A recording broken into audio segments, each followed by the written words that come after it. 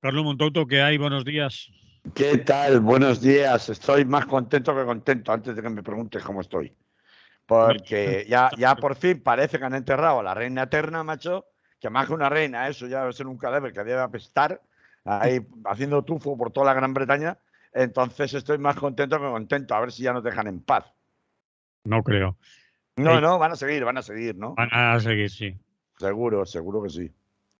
Pero en fin, que les den. Yo no pienso hablar de eso. Vamos al tema. Que Vamos, con la siempre me moto, coge quieres la liar moto. con la historia esa y no quiero. Ah, nada. Yo ya sabía que tú, hombre, pues es raro, tú con lo monárquico que has sido toda la vida. Vamos a obviar a la audiencia que nos escucha por Radio Clara los signos que me hace el señor Manolo Con un dedo. Gallego cuando le hablo de monarquía. Bien. Bueno, venga, vamos para allá. Y mientras tanto, en Ucrania. ¿Qué pasa en Ucrania mientras tanto, Carlos? Pues mientras tanto en Ucrania, mientras tanto en Ucrania pasa que nos cuentan todos los días las fosas comunes encontradas en Izium, las torturas, pues que supuestamente por testimonios y vestigios se han encontrado en algunas comisarías de los pueblos recuperados en la zona de Kharkov por parte de las tropas ucranianas y su gran contraofensiva, se supone. Y ojo, a ver, una fosa común de 400 personas es un delito de guerra. El uso de torturas, por mucho que no puedan leerse en los mismos términos que en una situación de paz, cuando se está en una situación de guerra, no deja de poder ser probablemente un delito de guerra. Por tanto, nada disculpa la brutalidad en algunos casos de las tropas rusas. Lo que pasa es que esto tiene una cara B, una vuelta, que es la que se teme en los territorios ocupados por parte de las tropas rusas en la zona del Dnieper, en la zona del Donbass, de que por la experiencia vivida en 2014 y 2015, incluso desde 2008, si finalmente son las tropas ucranianas las que retoman poblaciones que o están en trámite de anexión a Rusia, a la Federación Rusa, o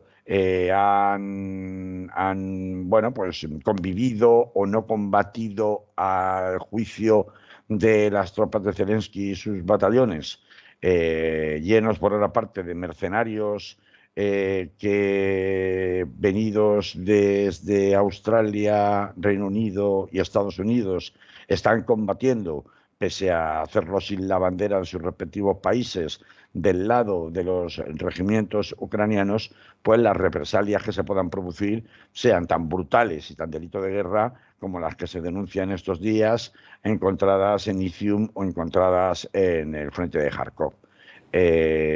Esto es lo que nos cuentan todos los días en las televisiones, porque de esto no nos cuentan nada más. Y no nos cuentan, al menos en las televisiones, sí algo más en la prensa, que el pasado día 15 y 16, es decir, el pasado jueves y viernes, en la capital del estado asiático de Uzbekistán, antigua República Socialista Soviética, la ciudad de Samarcanda, hubo una reunión que verdaderamente sí que puede reconfigurar por completo lo que es el futuro de este planeta Tierra en cuanto a los marcos geopolíticos, económicos y militares que esta guerra está arrojando más allá de las batallas concretas que se libren en el este de Ucrania.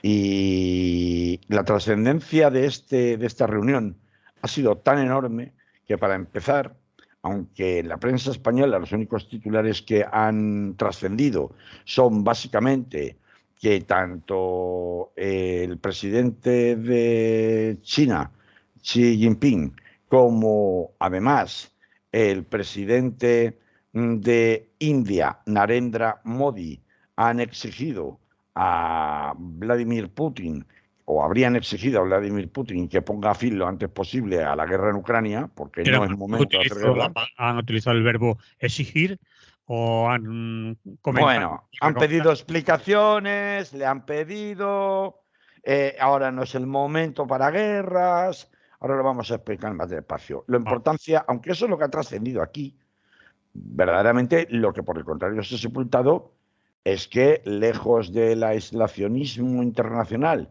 en el que se pretende meter desde la anglosfera es, bueno, pues sería la mentalidad anglosajona compuesta por Estados Unidos, Gran Bretaña, Australia y Canadá, que actúan de manera coordinada prácticamente en todos los conflictos y política internacional. Y no solo esto, sino desde el propio Occidente colectivo, como se le llama ya, que controla la anglosfera, que podríamos equiparar un poco a la OTAN, pero en realidad no solamente es la OTAN. Bueno, pues desde ese Occidente colectivo y desde esa anglosfera, pues esta idea de que Vladimir Putin está más aislado que nunca y que fíjate que le tiran de las orejas sus socios o sus posibles aliados estratégicos, China e India. La realidad es que lo que ha surgido de esta reunión del día 15 y 16 allí en Uzbekistán, en Samarcanda, es, como digo, la reconfiguración del planeta mucho más allá de la guerra de Ucrania, aunque esté provocada por esto, ¿no? Y ahora vamos a extenderlo más. Organización, esa reunión de la OCS, ¿no?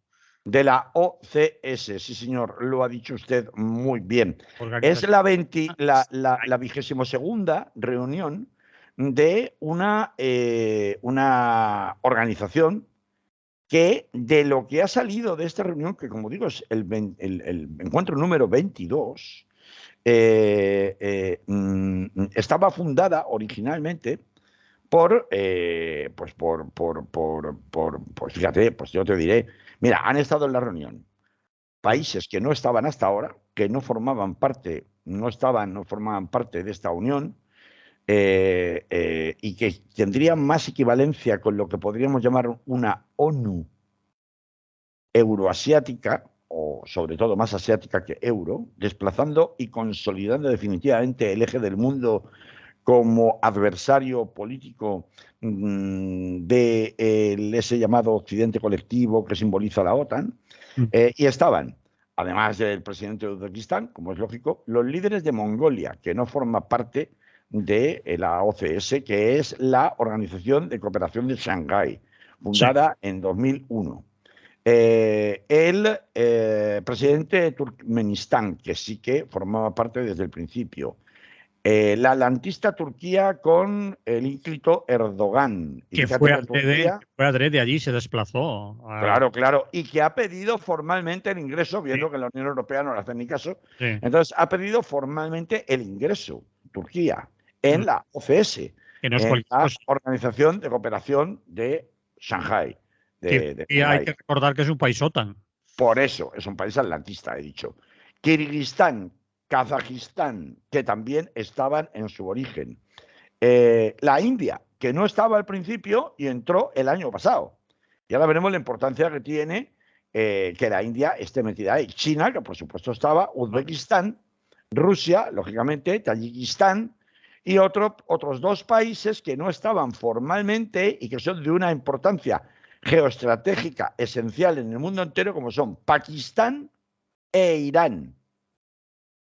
Irán también está en negociaciones para entrar próximamente. Se calcula que para octubre ya podría formar parte de la OCS, con lo que eso significa, de quiebra o de ruptura definitiva y de protección internacional por un colectivo que no es, porque la OCS no es un colectivo armamentístico, es decir, no es una OTAN, no es un ejército común ni una movilización común para defenderse militarmente.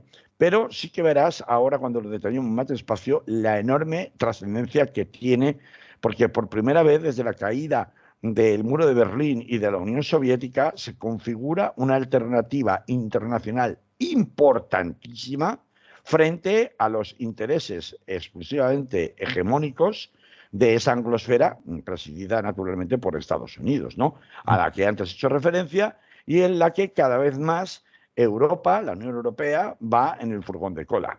He mencionado que estaba Irán, he mencionado que estaba Pakistán, que es potencia nuclear. He mencionado, bueno, no he llegado a mencionar, que estaba Bielorrusia. Que quiere entrar en la organización. Que quiere entrar, y Azerbaiyán. Todo ello olvidando sus diferencias más importantes y en pos de objetivos superiores para solidificar, junto con la UEE, que ahora explicaré qué es, y junto con BRICS, el nuevo eje euroasiático. Bueno, vamos a ver. He dicho que esta organización de cooperación de Shanghái, de China, fue promovida por China junto con Rusia en 2001. Tiene su sede actualmente en Samarcanda, en Uzbekistán, y surge en paralelo a otras organizaciones muy importantes, como por ejemplo, y fíjate en qué fecha surge, la Unión Económica Euroasiática, que funda Rusia junto con Kazajistán precisamente y con Bielorrusia en 2014, cuando ya se está asistiendo a los movimientos del Euromaidán en Ucrania. Por eso he dicho que, y mientras tanto en Ucrania, pues mientras tanto en Ucrania, el mundo se mueve y sobre todo China, como vamos a ver ahora, está moviendo mucha ficha, porque esta Unión Económica Euroasiática, que tenía la voluntad de ser solamente un bloque económico de intercambio entre aliados directos de Rusia como Kazajistán y Bielorrusia, pues a esta en 2015 se le unió Kirguistán, y posteriormente ha habido otros 4 estados postsoviéticos de la era postsoviética como Armenia, que también se han unido, ¿no?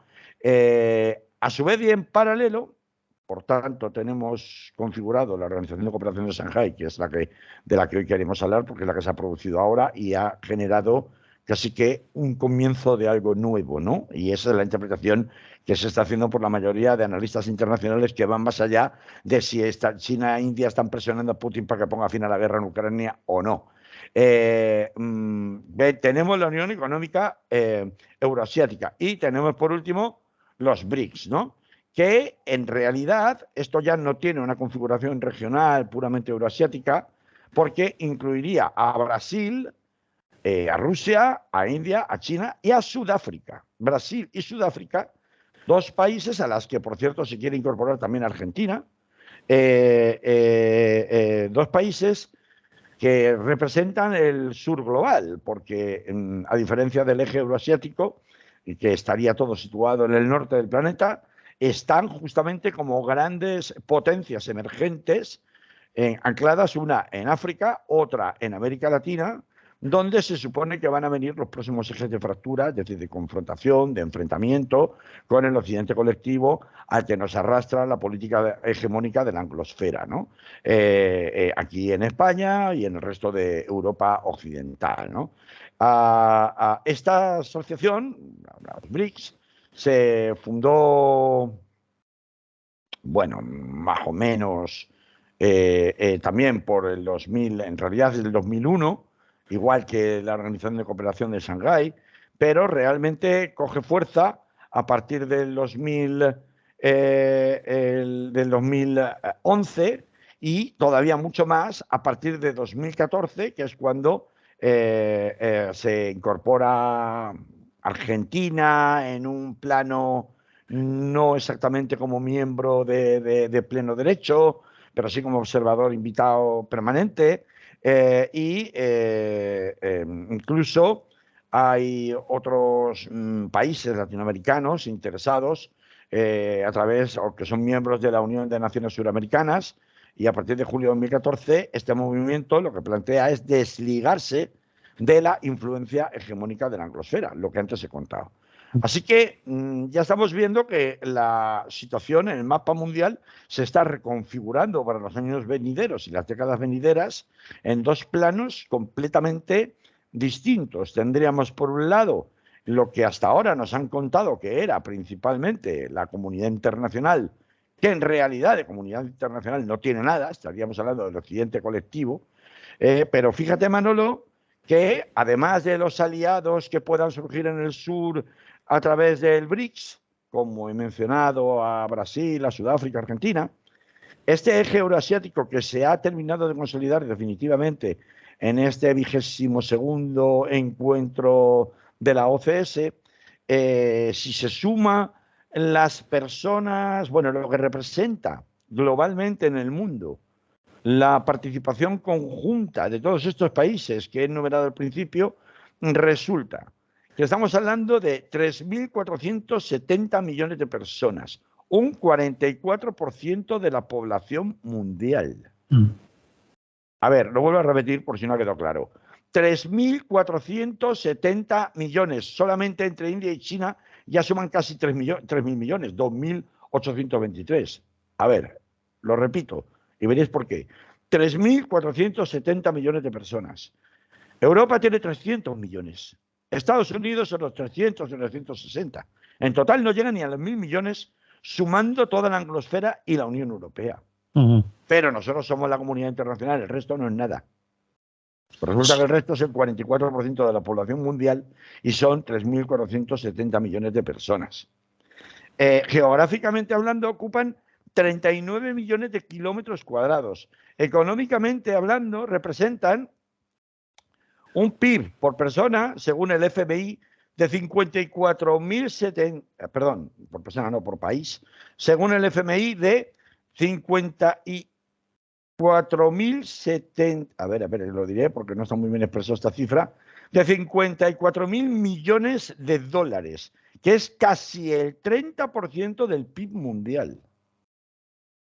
Incluso con la concentración de la riqueza que tradicionalmente ha estado en manos del occidente colectivo y sobre todo de la anglosfera, todo este conglomerado de países, y estoy refiriéndome exclusivamente al eje euroasiático que asistió a la 22ª cumbre de la OCS, representan un 30% ellos solos. Un 44% en población, un 30% en PIB mundial. Y, hombre, como potencia militar, aunque no se han coordinado oficialmente todavía a través de ninguna organización formalmente constituida, pues Rusia tiene 6.375 ojivas nucleares activas, China tiene 350, India tiene 160, Pakistán, que antes la he mencionado, tiene 150, Irán, como todos sabemos, tiene desarrollado y a punto energía nuclear en teoría, por eso las sanciones de Estados Unidos y del occidente colectivo solo para uso civil, pero en realidad no sería muy difícil, llegado el caso y con necesidad, reconvertirlo para destino militar. Es decir, chico, yo no sé qué queréis que os diga, pero realmente estamos hablando de un coloso a nivel mundial, eso sí, compuesto por una multilateralidad de países. Es decir, no hay una sola potencia hegemónica. Aquí habría al menos dos, que serían China y Rusia, que pueden tener intereses comunes para algunas cosas, pero no son exactamente la voz de su amo, porque si comparamos en el otro lado, en el lado de la anglosfera, que tira de la llamada pretenciosamente comunidad internacional a través de la OTAN principalmente, digamos, su segundo de a bordo sería Gran Bretaña. Pero Gran Bretaña, sin ninguna duda, no puede hacerle frente en ninguna ratio, ni de población, ni de poderío militar, ni de extensión, ni de capacidad económica y de industrialización, ni en Producto Interior Bruto, en nada, a Estados Unidos, mientras que Rusia y China, ahí la cosa está un poco más equilibrada. Ya no hablo de las alianzas a través de los BRICS con los países del sur. Por tanto, habrá que fijarse y prestar atención no solamente a las fosas comunes en Isium, sino a que estamos asistiendo al nacimiento de un bloque contrahegemónico e incluso antiimperialista. Y alguien dirá, hombre, ¿cómo antiimperialista? Pero si está Rusia que está invadiendo Ucrania. Toda la razón, pero eso es Rusia. La mentalidad de este bloque, y esto es lo importante, es lo que he puesto de manifiesto, sobre todo China, en esta cumbre. Porque, y esto es lo que yo creo que hay más que remarcar, China ha dejado muy claro, uno, que no es el momento para guerras, y en esto le ha seguido Modi a India a la hora de hablar con Putin, porque China, el diseño que tiene China, todos sabemos, es el de obtener una cierta hegemonía en el mundo o presencia en el mundo a través de los negocios. no a través de las invasiones militares, que es el ejemplo clásico hegemónico de la anglosfera, es decir, de Estados Unidos, a través de la OTAN y demás.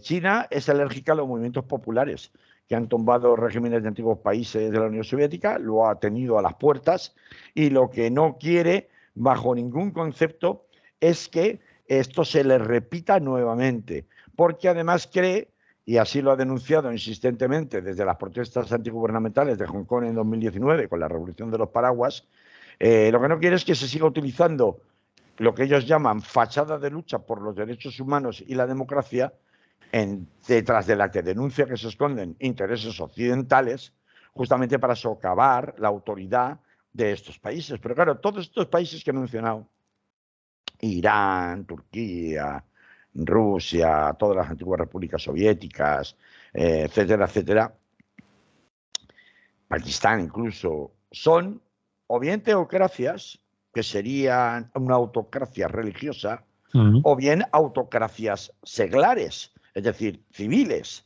no religiosas. Eso introduce un factor de heterogeneidad en este conjunto, pero al mismo tiempo sí que presentan claramente fortificada la idea del Estado-nación del Estado-nación y de la soberanía nacional y de la cooperación entre distintos países, pero desde su propia soberanía, frente al modelo que presenta la anglosfera y que presenta el occidente colectivo en el que vivimos, de la globalización, de la diversidad, de la Agenda 2030, tantas veces conflictiva en la medida en que defiende los valores de la diversidad y defiende los valores de la transición energética, pero muchos acusan de no ser más que una operación de marketing y una fachada para seguir manteniendo en la práctica los mismos intereses autocráticos que han tenido siempre quienes verdaderamente mandan en Estados Unidos, y quienes verdaderamente mandan en lo que llamamos el sistema capitalista de las democracias representativas, ¿no? Por esa misma razón que en la OCS, ya en esta especie de ONU euroasiática que se está conformando, hemos asistido este pasado jueves y este pasado viernes a una no solamente autoafirmación de qué modelo de países queremos tener y qué modelo de mundo queremos tener, no solo por antagonismo con el occidente colectivo, sino porque creen firmemente en esa idea de la soberanía nacional y en la cooperación multilateral entre países de igual a igual, que es básicamente el modelo que a China le gusta, y por tanto, y así lo expresó Xi Jinping, hay que apostar, y esta es la intención que sale y ha sido muy bien acogida por el resto de países que se encontraban presentes, hay que apostar por una mayor cooperación entre los miembros de la Organización para la Cooperación de Shanghái para evitar que las fuerzas terroristas, literalmente, y extremistas pongan en peligro la seguridad regional. ¿Y esto qué quiere decir? Pues quiere decir que van a ponerse en marcha, con el impulso principalmente de China, mecanismos de organización para ayudar, por ejemplo, a las autoridades de Afganistán a crear estructuras políticas inclusivas y eliminar el caldo de cultivo de lo que ellos llaman el terrorismo. Pero al mismo tiempo se propone instruir durante los próximos 5 años, China, a 2.000 miembros de las fuerzas de seguridad de los países miembros, puesto que va a abrir en su propio territorio chino una base para adiestramiento de especialistas antiterroristas. Esto, en la práctica, significa la aniquilación, antes de que surja una mentalidad muy china, antes de que surja, de cualquier disidencia política dentro de sus países, equiparándola con una puesta en riesgo de la seguridad nacional que sería sacrosanta, y por tanto una puesta en riesgo de la seguridad regional que implica, aunque no haya todavía unos mecanismos muy desarrollados, un apoyo mutuo dentro de todos los países que conforman la región euroasiática, sobre el entendimiento de que cualquier disensión, cualquier movilización ciudadana dentro de sus países está necesariamente interferida o esconde detrás los intereses desestabilizadores de los estados-nación y por tanto responden a los intereses de la estrategia hegemónica de Estados Unidos, de la anglosfera y del occidente colectivo. Esto es, para mí, extraordinariamente peligroso. Yo no sé cómo esto no se está abordando. Me imagino que en los centros de inteligencia estadounidenses ya se habrán quedado con la copla, porque realmente sí, como consecuencia del empujón que se le da a Putin y a Rusia, desgajándolo de las relaciones naturales que tenía en vías de comercio, incluso en vías políticas con Europa occidental, que era su salida natural, se le empuja a formar parte de una cosmovisión del mundo donde definitivamente solo cabe la autocracia en el peor sentido de la palabra. Cuando digo peor sentido de la palabra me refiero que se sustenta sobre todo en la eliminación de las disensiones políticas, por entender que en definitiva son espías, para que nos entendamos, dicho pronto y mal, pues claro, pueden pasar cosas muy gordas, no solamente en esos países, sino que además se están sumando otros, como por ejemplo el caso de Turquía, que también comparte perfectamente este ideario, o Irán, potencias nucleares como Pakistán. Es decir, estamos asistiendo a algo que desde el punto de vista incluso del interés hegemónico de la OTAN, de Estados Unidos, de Gran Bretaña, de la Unión Europea, no le debería interesar en ningún caso que termine de configurarse como pareciera que ha empezado a nacer de una forma definitiva en este congreso que se acaba de celebrar en Samarcanda. Muy bien, dicho queda, no vamos a añadir nada más. No, sí, vamos a esperar y ver, porque claro, esto va mucho más allá de lo que pase con la guerra de Ucrania. Esto es mucho más gordo. Vale, pero tiene bastante relación con lo que está pasando con la guerra de Ucrania. Claro. O ha sido un disparadero la guerra de Ucrania quizás y la invasión de Rusia y la situación de Rusia en el contexto internacional para que todo esto esté cuajando mucho más, porque llevaban ahí años, pero un tanto en dique seco, ¿no? Es decir, tranquilitos, y ahora han dado un empujón importante. Fíjate lo que dice Xi Jinping. China no quiere más sorpresas desagradables y menos aún en sus inmediaciones. Y que no quieren ningún nuevo Tahrir, la plaza Tahrir de Egipto, no quieren un nuevo Euromaidán, ni nada que se le parezca que tenga incertidumbre en sus fronteras. Esto lo ha dicho Xi Jinping este fin de semana pasado, jueves y viernes. O sea, quiero decir más claro agua. Entonces, van a hacer todo lo posible y poner mecanismos de férreo control a cualquier disidencia política que haya que pueda discutir la detentación del poder por parte de los autócratas que ahora mismo lo tienen, amparándose en el concepto de Estado-Nación. Claro, yo personalmente no me encuentro nada cómodo con esta cosmovisión euroasiática que se está conformando. Nada cómodo. Yo no me puedo identificar para nada con ello, por más simpatías que pueda tener ante el hecho de que por fin aparezca alguien para plantarle cara económica y políticamente a la anglosfera y a la comunidad internacional, entre comillas, de la que formamos parte como occidente colectivo, ¿no? Pero no me puedo encontrar nada cómodo con esto. Sí, puede levantar simpatías por eso, porque es alguien que va a contrarrestar la hegemonía, parece ser que secula seculorum de Estados Unidos, ¿no? Alguien que le diga, oye, claro, ¿tú de qué vas? No, es que su estrategia lo demuestran constantemente. Su estrategia es la de la hegemonía propagandística y militar. Y luego, además, si pueden, económica.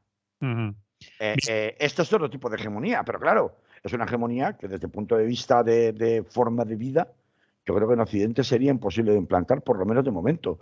A ver, a mí que el mundo esté partido en dos, de la manera en que finalmente se está configurando otra vez en bloques, antes era el bloque soviético y ahora sería el bloque euroasiático. Chicos, esto cada vez se parece más a 1984, el bloque de la anglosfera, si recordáis 1984 de George Orwell, y el bloque euroasiático en el que también estaba la Unión Europea junto con Rusia y junto con China, ¿no? Entonces, pues esto se parece cada vez más. Entonces, no sé, será 2084 en vez de 1984, pero la verdad es que es altamente preocupante y desde luego a los primeros que no les debería interesar es a la propia política de la anglosfera, en definitiva, de Estados Unidos. Y sí, vamos a dejarlo ahí, que tenemos más cosas. Sí. El que quiera saber más de la OCS, con que lo escriba en Google, le va a explicar por lo menos los orígenes de la organización y quizás también pueda acceder a las últimas informaciones, últimas noticias, informarse más, porque a alguna gente nos puede pillar más descolocados porque no se oye hablar mucho aquí en Occidente, en los medios de comunicación, de este tema. Y mientras la Unión Europea, Hungría. Y mientras tanto en Ucrania China movía ficha, mientras en la Unión Europea pues tenemos un problema con Hungría. Y le quitan la pasta, le dicen, ahora no te Bueno, le quitan la pasta, ya veremos si se la quitan o no se la quitan, ¿no? Se la congelan. Pero, hombre, a ver, ya ha tocado mucho la puerta, ya ha tocado mucho las narices Hungría, Víctor Orbán. Pues mira, es que es lo que pasa, que el occidente colectivo luego resulta que también tiene autocracias. Entonces, claro, lecciones poquitas, las justas. Claro, si entramos en el tema de los derechos humanos, como China dice bien, a mí tú me estás viniendo a Estados Unidos a hablarme de derechos humanos, ¿a mí? ¿Tú? ¿Pero tú qué hablas? Claro, y es que al final todo el mundo tiene que callarse la boquita y el que esté libre de pecado que tiene la primera piedra, ¿no? La otra cosa es que pues puedan compararse unas aberraciones con otras, pero barbaridades hacen todas, los dos bloques. Y bueno, pues aquí tenemos un claro ejemplo de una autocracia. A ver, que no es que lo diga yo, es que lo dijo el jueves pasado el Parlamento Europeo, que condenó expresamente los esfuerzos deliberados y sistémicos del gobierno húngaro para socavar los valores comunes europeos y reclamar la aplicación del procedimiento sancionador del artículo 7 del Tratado de Roma, que se aplica solo en casos de extrema gravedad, y al día siguiente, esto fue jueves pasado, ya habéis visto que el jueves del viernes pasado pasó de todo, ¿eh? O sea, pasaron muchas cosas en el mundo. Y el mismo viernes la Comisión Europea ya estaba anunciando que proponía de entrada congelar, suspender, al principio iba a ser el 70%, luego ha sido el 65% de los 3 programas operativos de los fondos de cohesión del presupuesto europeo, que equivalen a unos 7.500 millones de euros que le correspondían a Hungría. Por tanto, se impulsó el llamado mecanismo de condicionalidad, y esto pues lo que significa es que en realidad ya estaba activado, aunque no aplicado, desde el pasado 27 de abril contra Hungría, tras años de tensiones, porque esto de Hungría viene pues de muy lejos, ¿no? Hemos hablado de Hungría 1000 veces aquí en Radio Clara. O sea. Es el caso que Hungría, enseguida que se ha visto que se le cercaba, ha dicho, bueno, tomaremos medidas, vamos a ver, esto lo vamos a arreglar, y le han dicho desde Europa, ya no vale eso, ya no vale tomaremos medidas, ya no vale promesas de lo vamos a mirar, vamos a arreglar la cosa, porque lo viene usted diciendo, hace mucho tiempo que años. Por eso esta vez parece que van en serio. Sí, Hungría ha presentado una serie de propuestas rapidísimas, como 17 a toda pastilla, pero lo han dicho, incluyendo un equipo anticorrupción, una autoridad de integridad, un reforzamiento del marco de la lucha contra la corrupción y más medidas referidas a la lucha contra el gasto inapropiado de fondos europeos y la independencia judicial. Y aquí está la clave. Sigue usted el rastro de la pasta y encontrará al delincuente enseguida, al criminal enseguida. Lo hemos hablado muchas veces, pero es que es una verdad que, vamos, o sea, desde que la novela negra norteamericana lo escribió, se cumple a rajatabla. ¿Por qué se ha enfadado tanto la Unión Europea? Pues sobre todo porque es que precisamente lo que ha hecho Hungría y Víctor Orbán es crear redes clientelares justamente en la dirección contraria de la pretendida para irse poco a poco volviendo al camino de los valores fundamentales del Tratado de Roma, con el dinero de la Unión Europea. Es decir, ha utilizado el dinero de la Unión Europea de manera desviada, porque no se le daba para esos fines, para solidificar la autocracia que actualmente Hungría es. La democracia de fachada que actualmente de forma exagerada en su vida. De hecho, le llaman una autocracia electoral, sí. Es el término con el que se le denomina, ¿no? En las propias instituciones europeas. Entonces, lo que le han dicho es, bueno, pues vamos a ver, tú dices que sí, pues que no, que vas a ser bueno, y se has puesto medidas y tal y que cual. Bueno, primero hay que decir que le han dado un plazo para que la suspensión definitiva de esos 7.500 millones se pueda levantar, que es el 1 de noviembre. Y el refuerzo de la transparencia en el gasto de los fondos públicos debe lograrse antes del 31 de octubre. Pero, además de esto, la Autoridad de Integridad, que es una de las piezas claves del compromiso alcanzado por Hungría, debería estar funcionando el 19 de noviembre. Si a finales en el Congreso de Ministros de la Unión Europea que se celebrará antes de Navidades. Esto no se ha producido, la pasta ya no la ven y pueden adoptarse otras medidas. Porque, como digo, el cabreo con Hungría viene sobre todo de que están utilizando la propia pasta de la Unión Europea para hacer lo contrario de lo que se supone que deberían hacer, tanto en materia judicial como en materia de corrupción administrativa, sobre todo para crear esas redes clientelares, tanto en el plano del comercio y la industria, que es esencial para mantener una autocracia, como en el plano bancario, como en el plano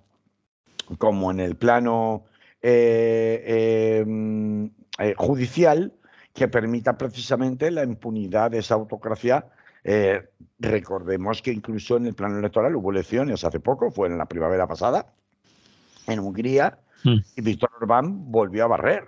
Pero claro, estamos en una situación muy incierta, porque si Bielorrusia se marcha definitivamente con Rusia a la OCS, es decir, a la Organización de Cooperación de Shanghái, pues yo no sé si Hungría podría acabar siguiendo el mismo camino que este de la Unión Europea. Y hay una segunda derivada o lectura de lo que está pasando con Hungría, no me voy a entretener ya más, que es, con Hungría sí, con Polonia no. ¿Y por qué con Polonia no? Si Polonia se ha convertido también en una autocracia electoral, pero además mucho más desafiante desde el punto de vista institucional que Víctor Orbán, que en esto es más taimado. Es decir, recordemos, por ejemplo, la situación de negativa a cumplir las resoluciones del Tribunal de Justicia de la Unión Europea y la proclamación, incluso por escrito y oficialmente, de la soberanía judicial del Tribunal Supremo de Polonia por encima del Tribunal de Justicia de la Unión Europea. Pero claro, amigo, estamos en guerra y Polonia está en un sitio clave. Imprescindible en este Es momento. imprescindible. Por lo tanto, Alemania no se va a atrever a permitir que de pronto haya un pasillo abierto por Ucrania y Polonia hasta Alemania desde Rusia. Eso no se lo puede permitir. Así que, mientras que la Unión Europea mira para otro lado contra Polonia, le aprieta los machos a Víctor Orbán. Ya veremos hasta cuándo y cómo, porque Orbán ya ha salvado muchos match balls, por utilizar un término tenístico, ¿no? En ocasiones pasadas con la Comisión Europea. Lo que pasa es que ya el nivel de contundencia de las instituciones comunitarias, tanto en el Parlamento como en la Comisión, es tan grande esta vez que parece bastante difícil que ellos mismos puedan justificar una marcha atrás, digamos, en este caso, ¿no? En este asunto. Pero, claro, tampoco tienen ningún interés en entregar a Hungría a los brazos del otro bloque, del bloque euroasiático que hemos estado comentando, que definitivamente ha nacido este pasado fin de semana, ¿no? La semana pasada. Así que ahí tendrán que templar un poco gaitas y veremos si estas propuestas, que estas 17 medidas que ha propuesto el gobierno húngaro para empezar a implementarse de aquí a básicamente noviembre, sirven como para, bueno, sí, pero no, pero te lo iremos dando con cuentagotas el dinero, a ver si cumples o no cumples, y se vuelve a diluir otra vez la cuestión, como ha sucedido ya en ocasiones anteriores, aunque el lenguaje, como digo, sea más explícito que en esas otras ocasiones, ¿no? Así que, bueno, pues un poco por ahí lo que se está cociendo ahora mismo dentro de la Unión Europea. Y vámonos a ver lo que se cuece en casa, ¿no? Que también es gordo, ¿eh? Vamos, mientras tanto lo escribes aquí en Spain. En Spain, que es un juego de palabras entre Spain en inglés y Spain, que significa es dolor, ¿no? Por lo que nos duele España, ¿no? Spain. Vale, las residencias. Pues hemos asistido a muchas manifestaciones de pensionistas, ¿no? Reclamando el derecho a una pensión digna y también reclamando el derecho a una vejez digna. Pero nunca habíamos asistido a una manifestación, aunque no, bueno, digamos, súper grande en cuanto a asistentes, pero sí unificando prácticamente toda España en defensa de un cambio de modelo de las residencias para mayores, que ya era hora, Esto sí que hemos visto, como siempre, con un tratamiento paternalista en las televisiones, a un señor mayor estas últimas semanas, aparecer en determinados platós y en determinadas entrevistas cogidas en la calle, etcétera, etcétera, de una residencia pública de San Sebastián de los Reyes en la Comunidad de Madrid, denunciando las barbaridades de desatención que se producen en esas residencias públicas, repito. Residencias públicas, pero gestionadas privadamente. Y además no por cualquier empresa o empresita. Por una sola empresa, además. Y ni siquiera que hay un reparto según en qué zona de la Comunidad de Madrid esté, pero es que no es un problema solo de la Comunidad de Madrid, y esto hay que dejarlo muy claro. Sí. Es un problema extendido nacionalmente. Y es un problema gravísimo porque llueve sobre mojado. He dicho que no es un problema solo de la Comunidad de Madrid, es un problema en el que la deficiente atención médica, la alimentación escasa, pobre y mezquina, la falta de higiene, la ausencia de servicios de inspección, las continuas violaciones de las normativas por parte de las empresas operadoras en todo el territorio nacional, las que gestionan lo público, por no hablar del maltrato directo y físico a nuestras personas mayores, sedadas contra su voluntad, atadas a las camas, con la connivencia a veces sí, a veces no, de determinados facultativos. Es decir, esto es una bola muy grande a la que nadie quería mirar, que trae además por arrastre, y aquí es cuando explota todo, 30.000 muertos durante la pandemia. Y por eso he dicho, ojo, porque aunque la movilización principal se haya producido en Madrid y a ella han acudido este pasado sábado 19 asociaciones de 11 comunidades autónomas distintas, bueno, si somos 17, pues digamos que la mayoría, ¿no? Aunque realmente, según los organizadores de la protesta, haya habido, en realidad, solo, íbamos a decir, en comparación con las manifestaciones gigantes de pensionistas, 5.200 personas a esta manifestación. Lo importante es que pone encima de la mesa un problema que se ha estado tapando por todos los medios posibles, que es, no diré el horror o el infierno porque no se puede generalizar, pero sí una situación de impunidad absoluta frente a los abusos contra las personas que menos se pueden defender, que son nuestras personas mayores, como si además acceder a una residencia pública fuera fácil. Porque las residencias públicas sí hay que pagarlas. La gente puede creerse que son gratis, no son gratis. Mucha gente que ni las puede pagar.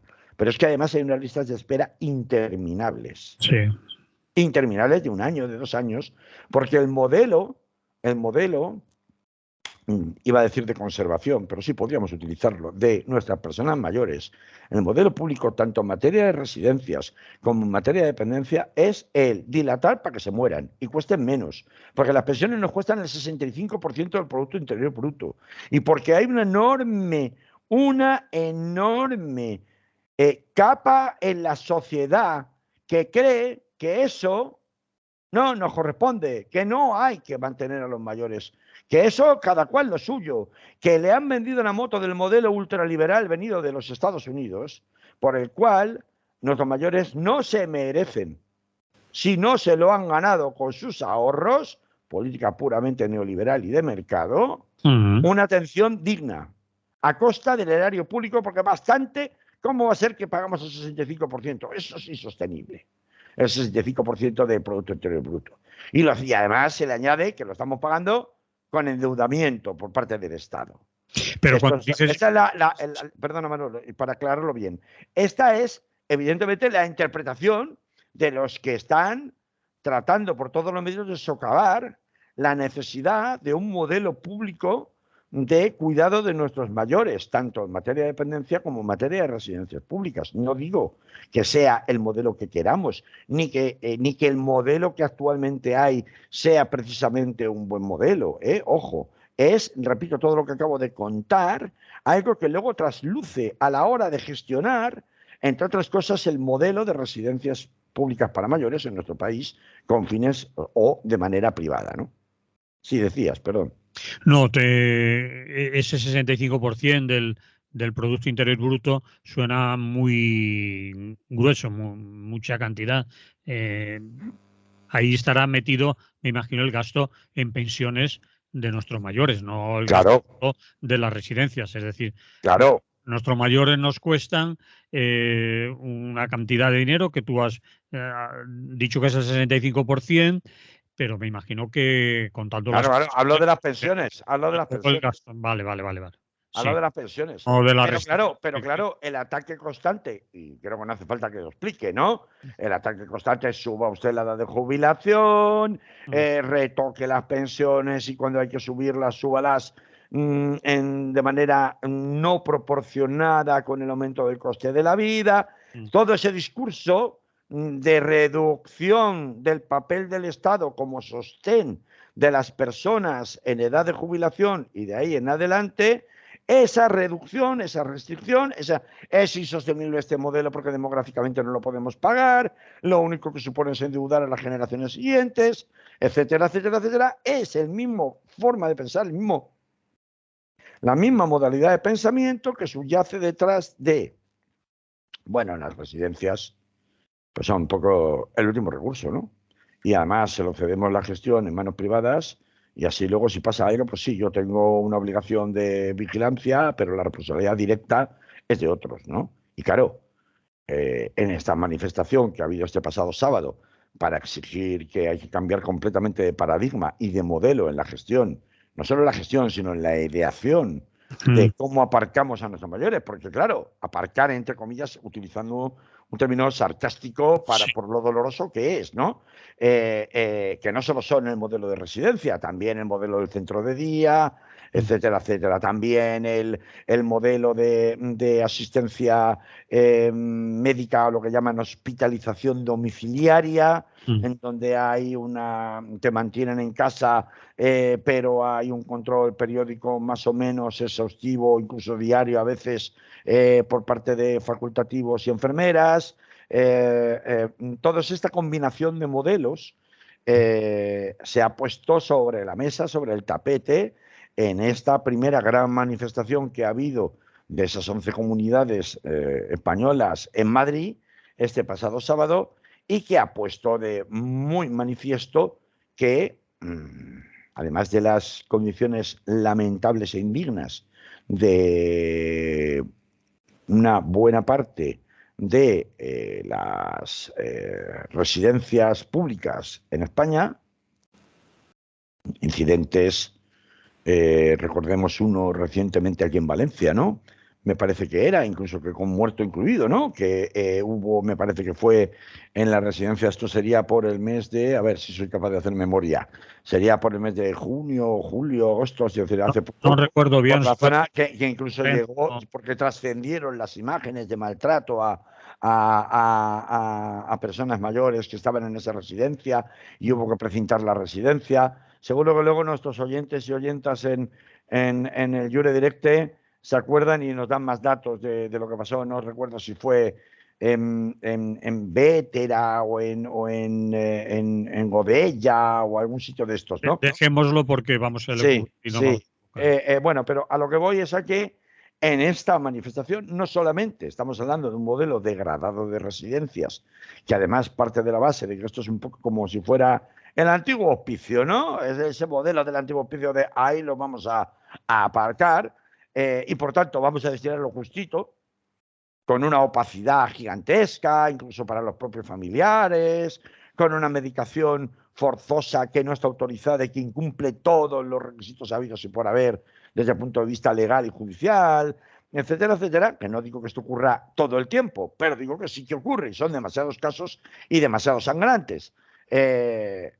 Distribuidos por toda España, nos encontramos que, claro, naturalmente además hay 30.000 muertos a las espaldas en las residencias como consecuencia de la pandemia. Y esas 30.000 personas, en modelos y testimonios que se recogieron, en donde no solo en la Comunidad de Madrid hubo un protocolo para restringir la derivación hospitalaria de personas con gran dependencia o con discapacidad que estaban en esas residencias para mayores, no solo en Madrid, en la Comunidad de Madrid, también, entre otras cosas, en Cataluña. Por lo tanto, esto no es una cuestión solo de signo político, porque se ha utilizado permanentemente como un caballo de batalla electoral, recordemos, cargando contra Ayuso por las muertes en Madrid o cargando del lado contrario contra Pablo Iglesias por su condición entonces de vicepresidente y ministro del ramo, etcétera, etcétera.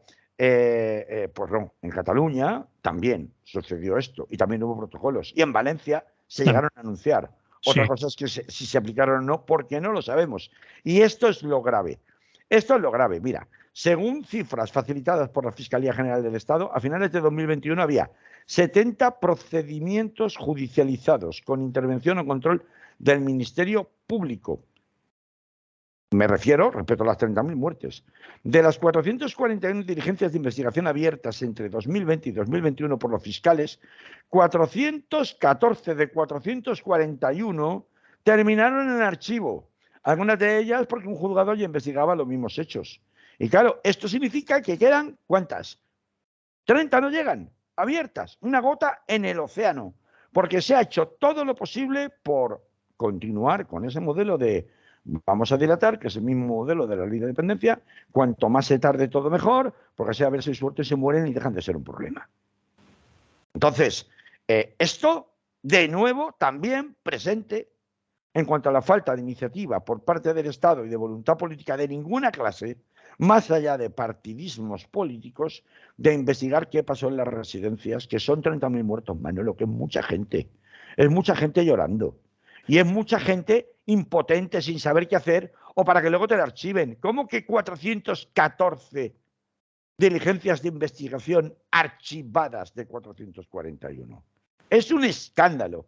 Y esto lo que contribuye, porque es un escándalo a voces que ya lo era, pero parece que en este país, si no me afecta a mí o afecta a mi padre o a mi madre, conmigo no va. ¿Qué va? Si es que pagamos demasiado por las pensiones. Es que un país no se puede mantener con un 65% del PIB pagando en pensiones. Ya no te digo el presupuesto de la seguridad social, que sí, para las prestaciones, que no son las pensiones, obtiene otra serie de ingresos por vía de cotizaciones, bla, bla, bla, bla, bla, que se puede regular más. Pero las pensiones es un peso muerto y hay que reducirlo y hay que quitárselo. Entonces, vamos a ver, es la misma mentalidad, 414 de 441. Es un dato demoledor. Y si esta